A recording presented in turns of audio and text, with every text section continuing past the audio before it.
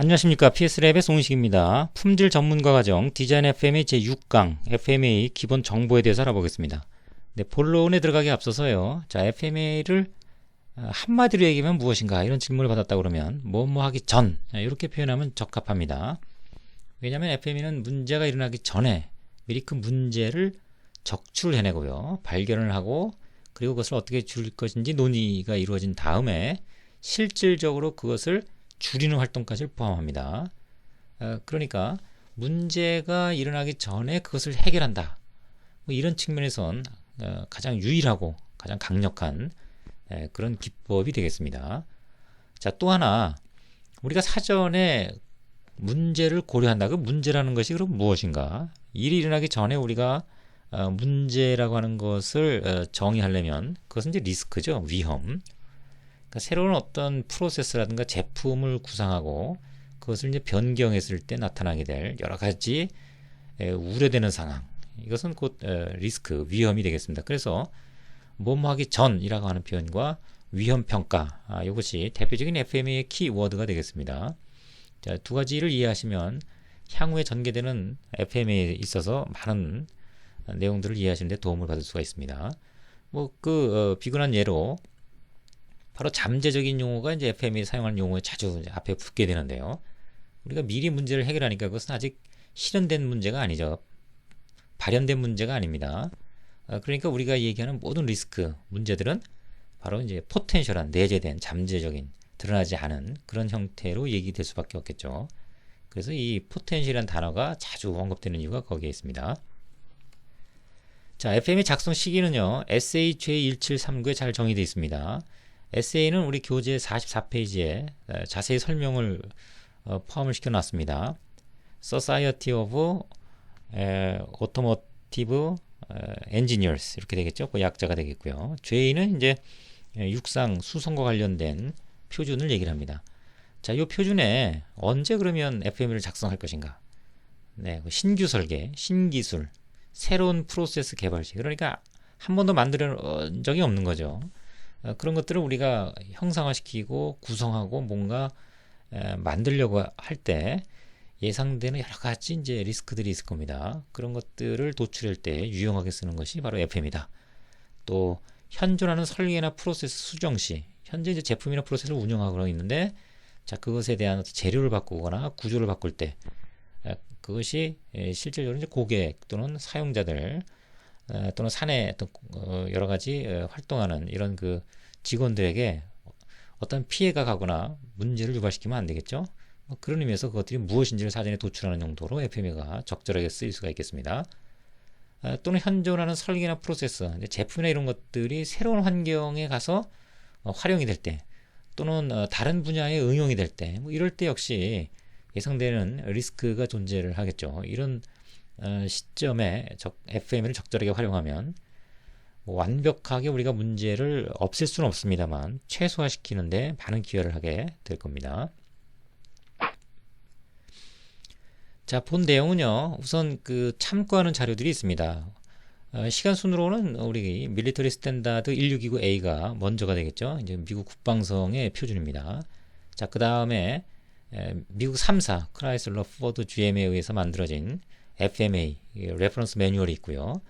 그 다음에 이제 각사로 넘어가면서 각사의 특성에 맞게끔 또 사별로 핸드북이 만들어졌죠. 그래서 이것은 포드의 FMA 그 핸드북이 되겠습니다. 뭐 가장 연구가 많이 이루어졌기 때문에 사실은 이제 포드의 FMA 핸드북이 우리한테 도움을 많이 줍니다. 그런데 어떤 경우는 용어 정의나 그 다음에 프로세스 적용하는 과정에 대한 구체성은 또 밀리터리 스탠다드 169A가 강력한 부분이 있습니다. 그리고 전반적인 내용을 이해하기 위해서는 3사의 용어 정의나 또 프로세스를 우리가 접할 필요가 있겠어요. 그래서 뭐 시간 순으로는 이렇게 되지만 우리가 참고하는 의미상으로는 일단 전반적으로 공통화된 이 3사의 그 레퍼런스 매뉴얼을 먼저 우리가 활용을 하고요. 그리고 나서 필요에 따라서 포드 FMA 그 핸드북을 활용을 합니다. 근데 주로 여기에는 용어 정의가 많이 포함되어 있기 때문에 용어 정의나 이런 쪽으로 많이 활용을 하고요. 실질적으로 문제를 해결하는 설계 과정상의 문제를 해결하는 그런 그 기법으로서의 FMA 또 프로세스로서의 어떤 접근 이런 것들은 주로 포드의 FMA 핸드북을 활용을 할 겁니다.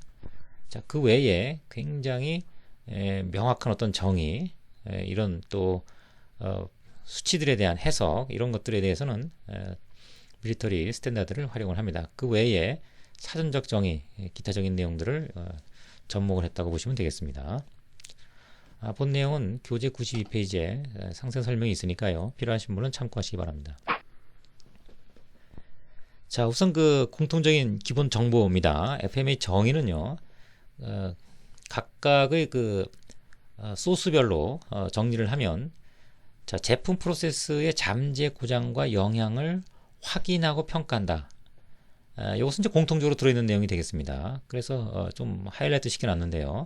그것을 포드가 간략하게 좀 요약을 해놨죠. FME는 잠재 문제를 식별한다.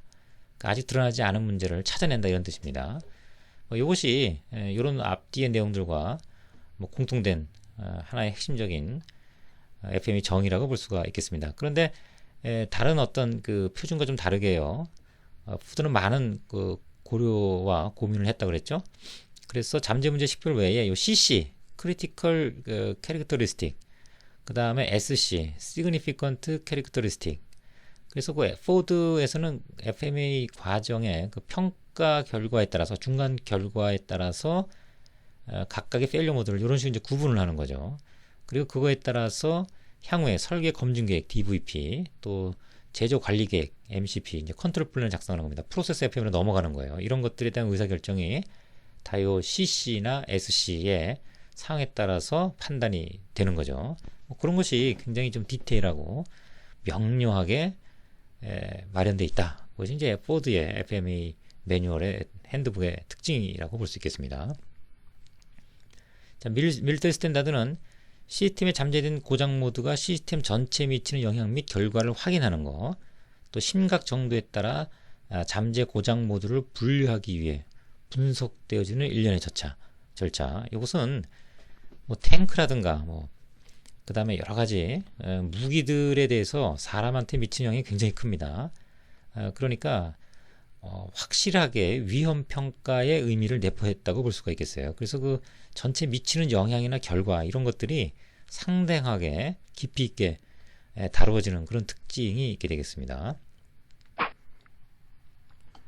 또 FM의 목적은 앞서 얘기했던 정의와 크게 다른 바는 없습니다. 포드 같은 경우는 요 CC와 SC를 이제 식별을 한다. 왜냐하면 이걸 통해서 이후의 과정들이 다 결정되기 때문에 그렇습니다. 그래서 바로 그 SDS 이제 표준에 대한 얘기죠. DVP 이거는 이제 개선에 대한 어떤 검증에 대한 계획서를 작성하는 겁니다. 또 프로세스에서 운영할 어떤 계획서를 작성하는 것, 컨트롤 플랜 이런 것들의 입력 정보를 활용한다. 그러니까 FME의 어떤 문제점들이 도출되면 향후에 이러한 활동들을 할 수 있겠다. 따라서 입력 정보가 된다. FME가 이렇게 정리가 되는 거고요. 또 내재된 설계 문제 해결에 유용한 강건 설계 기법. 이것은 포드에서 마련한 그 프로세스가 있습니다. 그것이 사실은 본 교육 과정 중에 가장 설명하려고 하는 핵심이 되겠는데요. 우리말로는 정보 흐름과 FM의 역할 이렇게 해석이 되는데 영문으로 간단하게는 러버스트니스 링키지 이렇게 표현합니다. 그러니까 FM을 통해서 강건성, 제품을 강건하게 만드는 신뢰성 높은 그런 신뢰도 높은 제품을 만들기 위해서 문제를 도출하는 용도로 FME가 작용을 하고요. 자, 그로부터 이후에는 DVP라든가 여러 가지 이런 관리 계획이라든가 제품의 신뢰도를 높이는 이런 기법들과 링키지, 연결된다, 연결시킨다 이런 뜻입니다. 그래서 그것은 하나의 프로세스로 그렇게 마련되어 있고요. 자, 이후 강의에서 해당 내용을 설명할 예정이 있습니다. 자, 밀리터리 스탠다드 같은 경우는 연구에 집중을 합니다. 이건 사람에 미치는 영향을 깊이 있게 고민을 해야 되기 때문에 변경점이나 이런 것들 또는 새로운 제품을 만들었을 때 사람에 미치는 어떤 연구를 이제 하는 거죠. 그래서 심각 정도를 아주 세분하게 나눠납니다. 그래서 심각 정도에 따라서 대처 방안 이런 것들이 또 마련되어 있다고 볼 수 있겠네요. 자, 끝으로 FMA 활용 시 이제 혜택 수혜인데요. 포드 같은 경우는 이건 뭐 반드시 해야 된다. 자동차를 우리가 제조를 하기 때문에 그래서 지속적으로 끊임없이 해야 되는 겁니다. 지속적으로 잠재 문제를 계속 찾아내고 그것들을 이제 제거하거나 축소시키도록 노력을 해야 되는 거죠. 뭐 이런 어떤 혜택이 있다고 했는데 사실은 이제 비용 절감이라든가 그 다음에 사람에 대한 어떤 리스크, 위해를 좀 줄이는 뭐 이런 것들이 혜택이 될 수가 있겠습니다. 뭐 그런 표현은 없습니다만. 네. 그 다음에 이런 FM 활용의 수혜를 받기 위해서는요. 자, 적기에 FM을 수행한다. 이것은 뭐 미리 우리가 4M이나 설계 단계에서 FM을 미리 작성을 해야 된다는 거죠. 그 이후에 다 만들어 놓고 하는 것은 큰 의미가 없다. 이렇게 보시면 되겠습니다.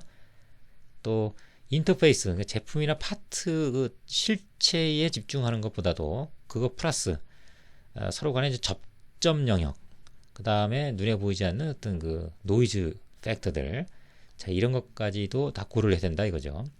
그래서 그 FMA 그 프로세스, 아까 말씀드린 러버스티니스 링키지에서는 그 프로세스에서는 바로 이러한 문제점들을 이제 P 다이어그램, 파라미터 다이어그램이나 인터페이스 매트릭스 이런 기법들을 통해서 정확하게 뭐 적출하고 해석하는 이런 과정이 이제 포함되어 있습니다.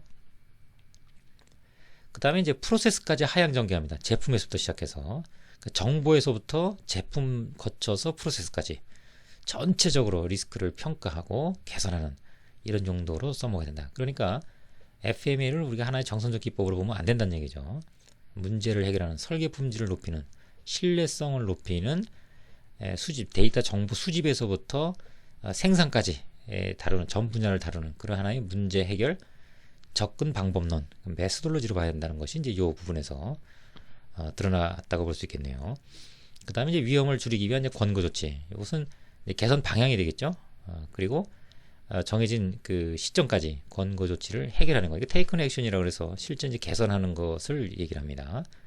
그래서 포드에서는 어떤 수혜를 얻기 위해서 완벽한 어떤 프로세스를 통한 문제 해결까지를 중요하게 여긴다. 이렇게 볼 수가 있겠습니다. 자, FMEA 기본 정보에 대한 내용은 여기까지 설명을 마치고요. 이후에는 조금 더 FMEA의 본론에 진입해 보도록 하겠습니다. 네, 수고하셨습니다. 감사합니다.